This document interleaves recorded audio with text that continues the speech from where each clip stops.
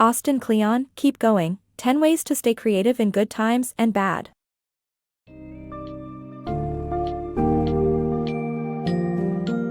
Dive into the essence of creativity as you explore Keep Going, 10 Ways to Stay Creative in Good Times and Bad, by Austin Kleon.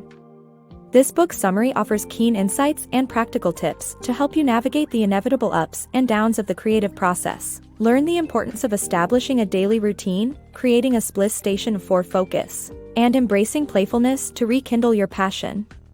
Discover how to protect your creativity from the challenges of modern life and shed inhibitions that hold you back, all while valuing the creative verbs more than the nouns. The persuasive and engaging language demystifies complex notions, providing you with tangible takeaways to enhance and maintain your creative prowess.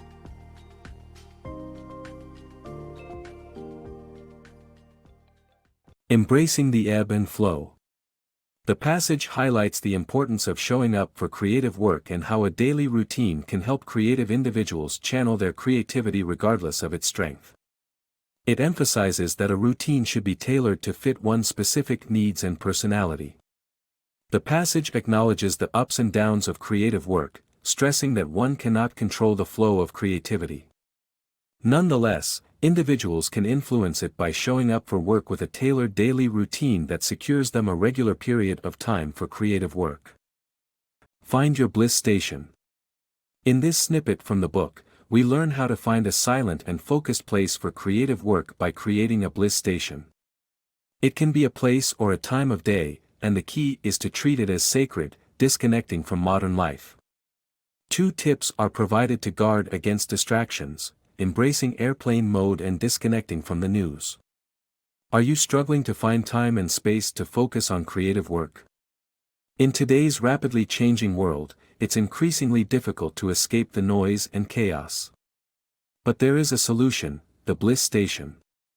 Drawing from the work of Joseph Campbell, a literary scholar and writer, this book provides practical tips for building a space for silence and focus. A Bliss station can take many forms. It can be a room, a garage, or a secluded spot in a park. If that's not feasible, it can be a time of day, perhaps when you're alone at home. The key is to treat your Bliss station with reverence, as a place of quiet and focus. Distractions are not allowed.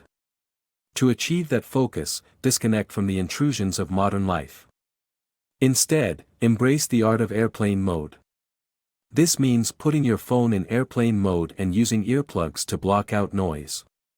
Just as on a plane, you'll have plenty of time to think, reflect, and work on flights of imagination. The second tip is to disconnect from the news for part of the day, especially first thing in the morning.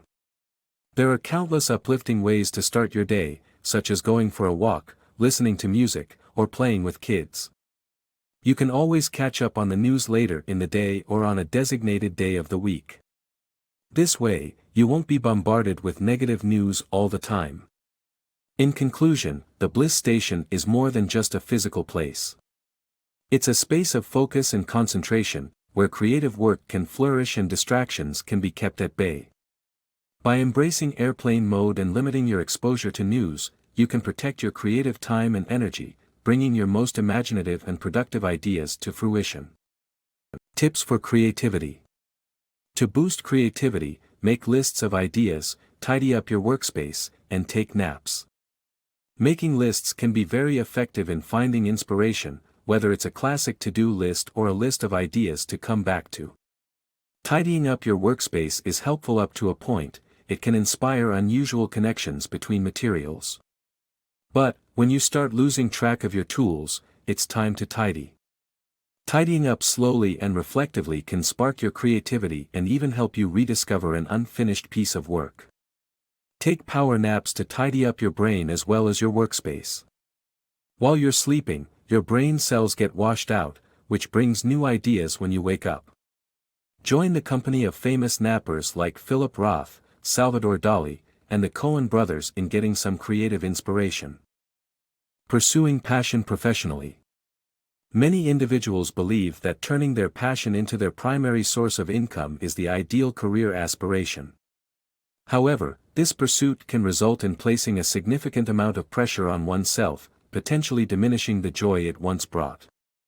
To avoid this pitfall, one should consider pursuing their creative work as a hobby while still having a day job or not making their entire creative output an income stream.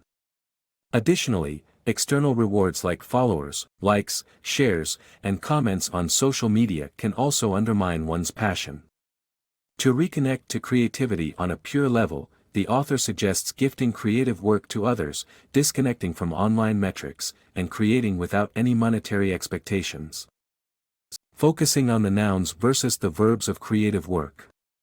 The focus on being a creative noun over doing a creative verb is counterproductive. The book argues that waiting to be bestowed with a title before pursuing a creative task, limiting oneself to a single creative area, and the desire to arrive as a creative person are problematic. Instead, the author encourages creators to concentrate on the actions or verbs they engage in than the titles they hold. This approach allows for limitless creativity and a never-ending journey. Value verbs over nouns. In this book excerpt, the author discusses how young children can provide valuable insights on how to focus less on the final product and more on the creative process.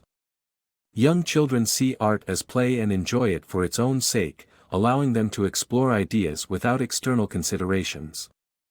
To cultivate a childlike sense of playfulness, the author recommends creating and destroying work or deliberately making it terrible.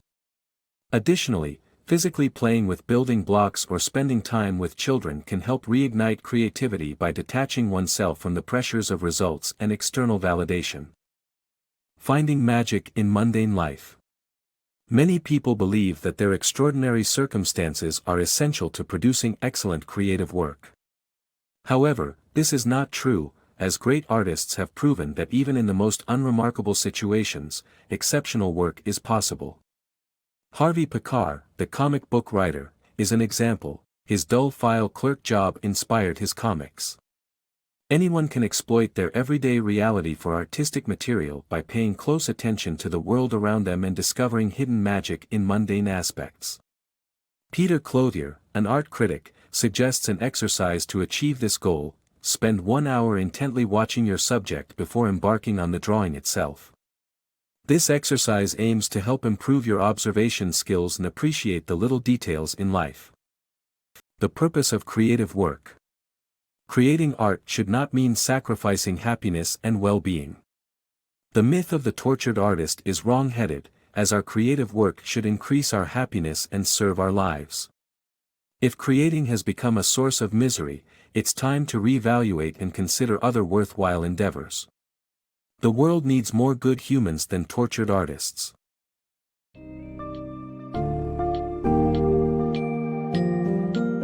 As we wrap up the key highlights of Keep Going, 10 Ways to Stay Creative in Good Times and Bad, let's remember the importance of showing up for your work and embracing the creative journey in all its ups and downs. Establishing a routine and carving out a space for creativity are essential elements.